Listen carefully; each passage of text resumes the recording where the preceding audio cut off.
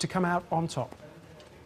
What I think happened was Caleb Ndika particularly really tried to take the race to Mo, to change it up a little bit, to try and take control and take him out of his race strategy. And you're right, I think for Mo fans, there was a moment with 300 to go when he was gritting his teeth and he looked tired and he knew he was really in a race. But I think for him, he also knew that he had another gear, and he was pretty confident that Ndika didn't have that other gear. So I think we'll find when he maybe talks about it that he was pretty confident in that last lap.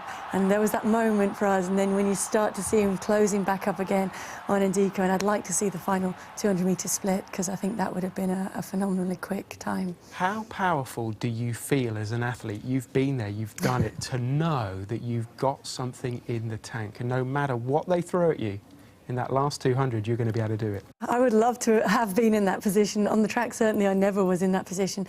But I think when Mo is in that is such a strong position to go into the race and basically to know that however that race is run, whichever way they bring it to him, he can handle it and he can cope with it. And that's a very, very strong position to come to the championships and to come to a race in. Here, they've tried to take it to him. They've really tried to take him out of his race strategy, to mess him up a little bit, and they haven't managed to do that. So I think he's even more confident now, and part of that is because his training and his preparation was on another level to previous years. So when you believe that, and when you believe that you're in the best shape of your life, you don't have to worry about everyone else, because you know that you can cope with whatever they throw at you.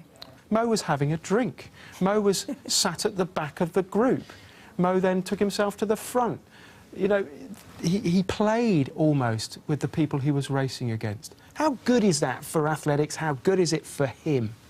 Well, it's good for athletics. It's not good for the other guys in that race, because he was playing mind games with them all the way through. I mean, on the start line, he did look a little bit nervous today. He did look as though he knew he was going to have a little bit of a fight on his hands. They were going to try and do something different.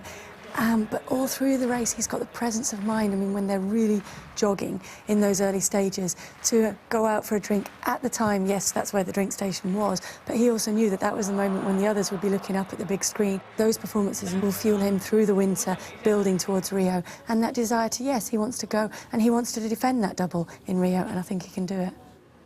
It was 5,005 metres for Mo Farah, wasn't it, going off to get the drink there? There were shocks in the Premier